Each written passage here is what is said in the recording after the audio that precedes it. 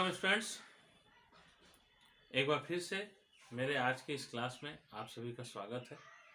पुनः मैं एक बार इतिहास विषय से माध्यमिक 2022 के इतिहास विषय से एक प्रश्न लेकर आया हूं, जो इस बार के लिए महत्वपूर्ण प्रश्नों में से एक है। बंगाल नवजागरण या पुनर्जागरण से आप क्या समझते हैं? इसके महत्व और इनके सीमाओं का वर्णन कीजिए। तो लीजिए स्टार्ट करते हैं। 19वीं शताब्दी के आरंभ में, जब 19वीं शताब्दी जब शुरू का दौर था 19वीं शताब्दी का, उस समय बंगाल के जो मध्यम वर्गीय लोग थे वो पश्चिमी सभ्यता के संपर्क में आए। पश्चिमी सभ्यता के संपर्क में आने के बाद उनके अंदर तर्कवादी और मानवतावादी भावना का संचार हुआ। इसके प्रभाव से सभी क्षेत्रों में नवीनता और आधुनिकता का जन्म हुआ, सभी क्षेत्रों में। इसी को बंगाल का नवजागरण कहा जाता है। इसके महत्व, तो ये जो बंगाल में जो नवजागरण या पुनर्जागरण हुआ, उसका महत्व बहुत ज़्यादा है। बंगाल में जो नवजागरण था उसका प्रभाव बंगाल ही नहीं पूरे देश में इसका प्रभाव पड़ा।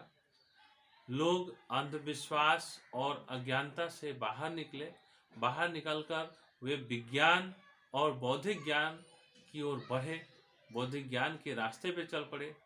देश के लोगों में राष्ट्रीयता और देश प्रेम की भावना जगी, जो कि देश की आज़ादी के लड़ाई में बहुत अधिक काम में लगे। इसकी सीमा जो है वो कुछ इस तरह से है कि ये जो नवजागरण या पुनर्जागरण है वो उस समय के धनी और उच्च वर्ग तक ही सीमित रह गए, ये सभी लोगों तक नहीं पहुंच पाया।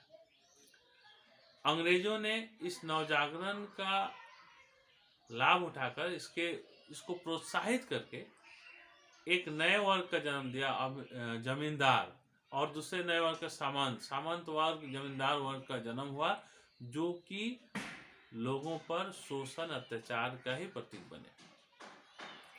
तीसरा है किसान, मजदूर, गरीब, ये लोग जो थे वो इस नवजागरण से वंचित रहे। मुस्लिम लोग, निम्न वर्गीय हिंदू लोग, ये भी इस नवजागरण से अछूते रहे, इनसे वंचित रह गए।